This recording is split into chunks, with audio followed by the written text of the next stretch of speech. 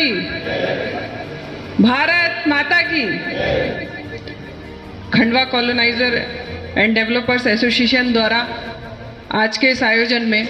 अभी की जानकारी में होगा कि ट्रांसपोर्ट नगर हमारे शायद लगभग 20 साल से अटका हुआ था। उसके लिए हमने सभी ने मिलकर प्रयास किया और आज हम इस स्थिति में हैं कि वहाँ पर हम लोग निविदा लगाकर वहाँ अपना ट्रांसपोर्ट नगर स्थापित कर सकते हैं। उससे फ़ायदा ये होगा कि जो हमारे शहर में सबसे बड़ी समस्या ट्रैफिक की आती है,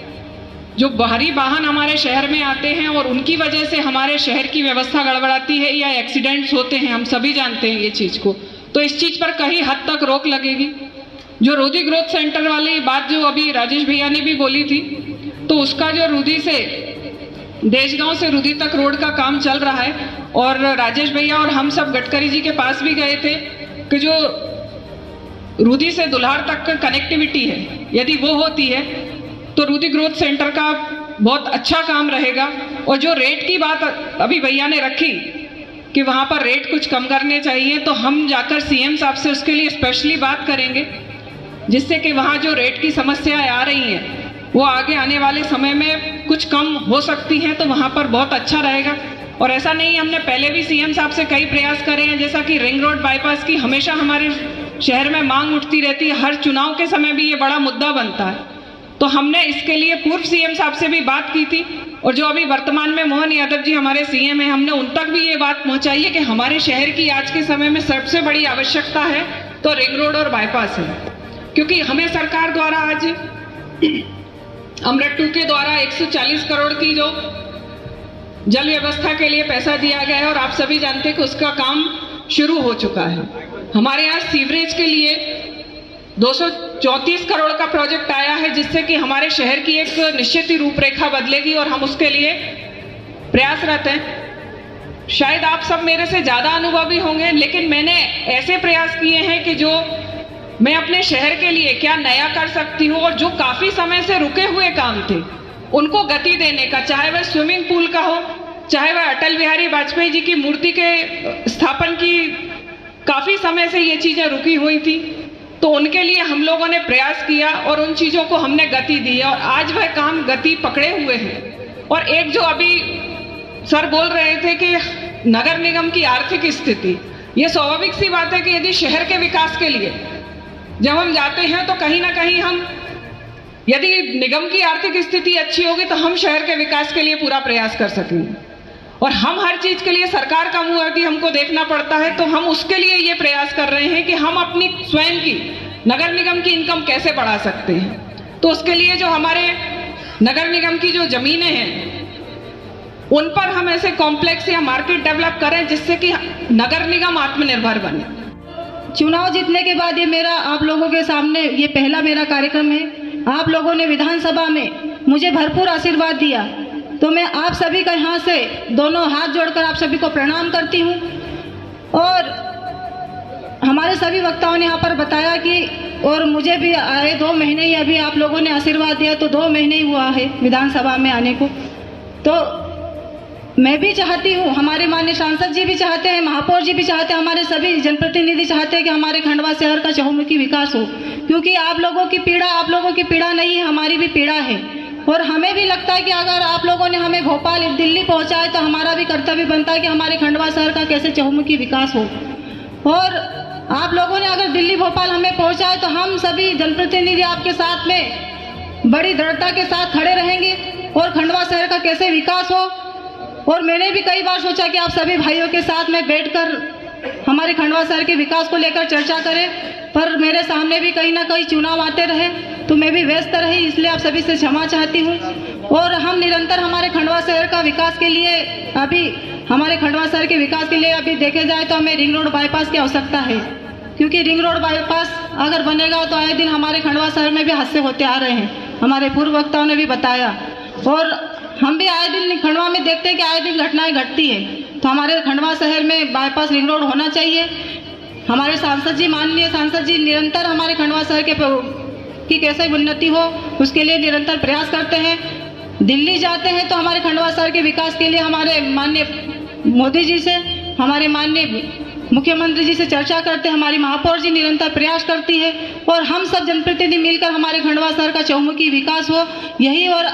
हम सभी आशा उम्मीद करते हैं। और आप सभी के मार्गदर्शन में रहते हुए और हमारे आदरणीय भाई साहब को अब हम सुनेंगे और निश्चित आदरणीय भाई साहब के मार्गदर्शन में और उनके सहयोग से हमारा खंडवा शहर निश्चित विकास करेगा। प्रगति पथ को हमारा खंडवा शहर कैसे आगे बढ़ेगा, निश्चित हम सभी मिलकर हमारे खंडवा शहर का विकास करेंगे।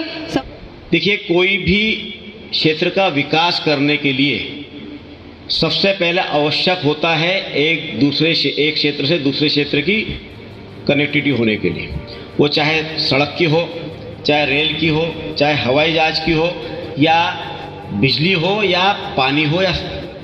अन्य सुविधाएं हो। और वो सारी सुविधाएं उपलब्ध जब तक नहीं होती तब तक के उस क्षेत्र का विकास संभव नहीं है। और आज हम सब लोग बड़ा भाग्यशाली है कि बोर्ड का गठन अभी कुछ ही दिन पहले हुआ, और बोर्ड का गठन होने के बाद हमारे विजय भाई जैन जी ने आदरणीय सुनील सिंह जी से संपर्क करके उनको हमारे मार्गदर्शन देने के लिए और हम व्यापारियों की क्या क्या समस्या, क्या क्या परेशानियां हैं, उस परेशानियों से अवगत करवाने के लिए आप आदरणीय सुनील जी यहाँ पर आए हैं। निश्चित रूप से हमारे व्यापारियों के मन में जो जिज्ञासा है, जो परेशानी है, उन जिज्ञासाओं का निराकरण आप और हम सब लोग मिलकर करेंगे, क्योंकि जनता ने आशीर्वाद देकर हमको जनप्रतिनिधि बनाया है। किसी को महापौर बनाया, किसी को विधायक बनाया, मुझे आप लोगों ने आशीर्वाद देकर सांसद बनाया। तो हम सब लोगों की अपनी भूमिका निश्चित रूप से आपकी समस्या का समाधान करने के लिए होना चाहिए, और हम लोग लगातार उसके प्रयास भी कर रहे हैं। और जैसा कि अब हमारी भारतीय जनता पार्टी की जो माननीय प्रधानमंत्री मोदी जी की सरकार है, और मोदी जी की सरकार और भारतीय जनता पार्टी के बारे में यही कहता है कि व्यापारियों की पार्टी है, ये उद्योगपतियों की पार्टी है। और व्यापारी और उद्योगपतियों की समस्या का समाधान करना हमारे माननीय प्रधानमंत्री मोदी जी की प्राथमिकता भी हुई है। आप सब लोग इस बात के भी साक्षी है कि जीएसटी लगने के पहले हमारे ही कितने सारे व्यापारी बंधु इस बात से दुखी रहते थे कि न जाने कितने कितने अलग अलग प्रकार के टैक्सेस लगते हैं, कितनी खिड़कियों पर हमको जाना पड़ता है। और जिनका फेयर व्यापार है वो उस व्यापारी से आज यदि बात करो तो ये कहते हैं कि हम सारे झंझटों से हमको मुक्ति मिली है और मोदी ने ये काम बहुत अच्छा किया है। स्वाभाविक है कि देश का खजाना भरेगा तो खजाना आप लोगों के ही काम में आएगा। आज आप सब लोगों के परिश्रम से जो जीएसटी के माध्यम से, जो टैक्स के माध्यम से जो सरकार के पास पैसा आ रहा है, उसी पैसों से गरीबों के कल्याण की बात हो या क्षेत्र का सर्वांगीण विकास हो। आज इस बोर्ड के माध्यम से आपके मन में भी एक प्रश्न होगा कि ये व्यवस्था खड़ी किस प्रकार से की जाएगी और बोर्ड किस अनुक्रम क्रम में आगे बढ़ रहा है। तो उस क्रम में इस बोर्ड के माध्यम से आपको बहुत डिटेल में मैं बताऊंगा, लेकिन भोजन और भाषण के बीच में बहुत ज़्यादा लंबा भी अब समय बहुत हो गया है और लास्ट बैट्समैन होने के कारण मुझे बैटिंग करने का मौका मिला है। लेकिन अब अपनों के बीच में बैटिंग करनी है तो जीत हार का कोई प्रश्न नहीं, हम जीत के ही जाएंगे और आपकी हर एक बात का समाधान करने का मैं आपको जो वचन दे रहा हूं उसमें कहीं कमी पेशी नहीं रहेगी। भारत सरकार आपके द्वार इस क्रम में मैं आपको कटिबद्धता के साथ कर्तव्य भाव से अपने मन की बात बता रहा हूं। लेकिन साथियों, हमारे देश की संस्कृति और पद्धति, दो पद्धति की संस्कृति में हमारी सनातन संस्कृति और पद्धति में हमारी व्यापार पद्धति। एक जमाने में हम सोने की चिड़िया कहे जाते थे। सोने की चिड़िया थे इस कारण से हम इतने सामर्थ्यवान थे, इसलिए दो इस दुनिया से जिस प्रकार से हम लोगों को लूटने के लिए आए राज करके, और हम एक जमाने में 16वीं सदी में हम 25% की जीडीपी थे, घटकर हमारी क्या हालत हो गई थी। लेकिन विगत दिनों में माननीय यशस्वी प्रधानमंत्री जी के नेतृत्व में पिछले 10 सालों से जिस प्रकार से विकास की गंगा के साथ हमारी अर्थव्यवस्था 2014 में 11% पर थी, आज 5वीं अर्थव्यवस्था हो गई और आने वाली मोदी जी की 3री टर्म में, और एमपी साहब आप भी इस बात के सामर्थ्यवान रहेंगे कि आने वाला समय हमारी 3री अर्थव्यवस्था बनने वाली है और उस घटना के हम सब साक्षी बनने वाले हैं। तो उस क्रम में मैं आपसे ये निवेदन करना चाहता हूं कि हम इतने समृद्धशाली थे। इसलिए देश के यशस्वी प्रधानमंत्री जी का संकल्प है विकसित भारत की परिकल्पना,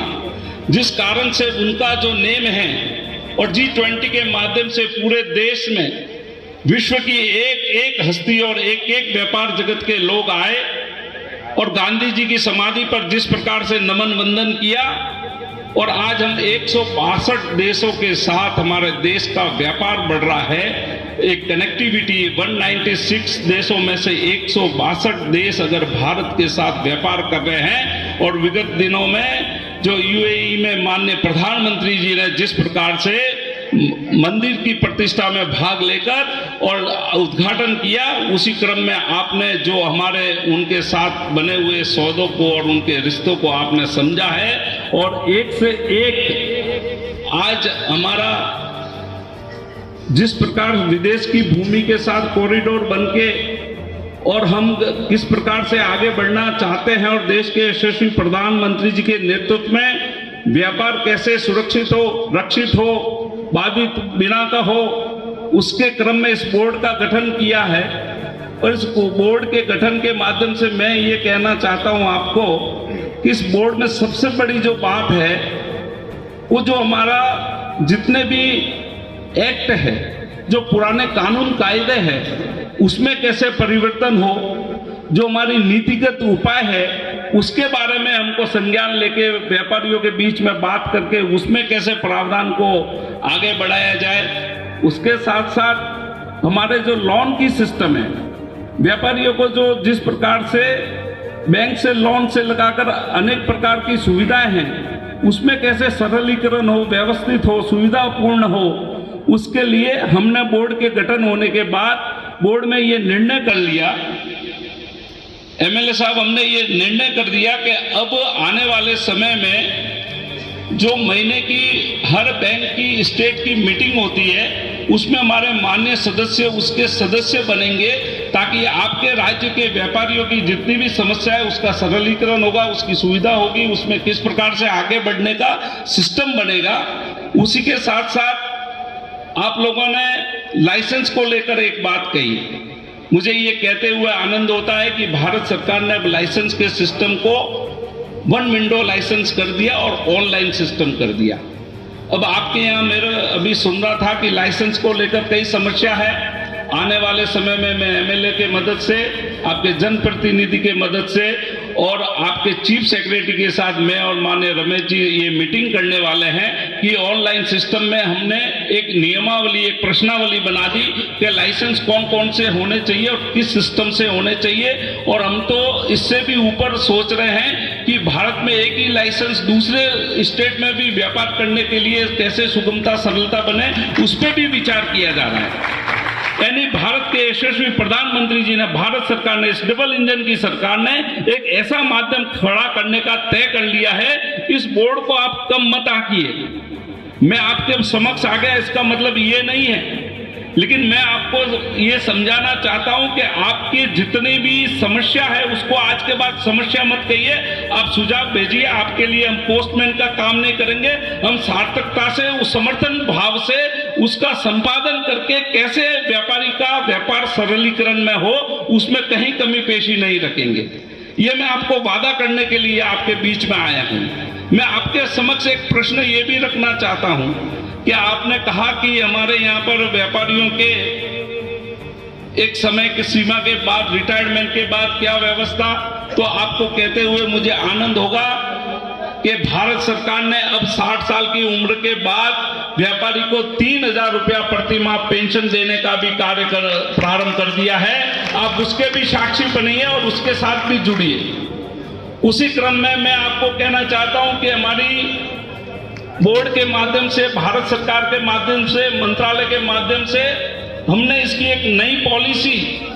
जिसका ड्राफ्ट हमने भारत सरकार के साथ इस प्रकार का संवाद के रूप में हम आगे बढ़ रहे हैं कि आने वाले समय में हमारी छोटी छोटी जो परेशानियां हैं, छोटे छोटे जो कानून हैं, आप और हम जानते हैं कि माननीय यशस्वी प्रधानमंत्री मोदी जी के आने के बाद देश के उन सारे पुराने कानूनों में कितने फेरबदल और कितने कानूनों को समाप्त किया। और इस बोर्ड के माध्यम से मैं आपको वादा करता हूं, आपको समर्थन भाव से कहता हूं कि आप इस बोर्ड का समर्थन करिए, इस बात को समझिए। और आपके बीच में संवाद के माध्यम से कहता हूं कि आने वाले समय में व्यापारी के हर एक कानून की समीक्षा होगी और उस समीक्षा में जितने ऐसे कानून होंगे जिससे व्यापार में सरलीकरण होना चाहिए, जिसके कारण व्यापार में कोई अटकाव और रुकाव होता है, उन सारे कानूनों पर समीक्षा होगी और उसमें परिवर्तन होगा। ये बात मैं आपको इसलिए कहता हूं कि इतने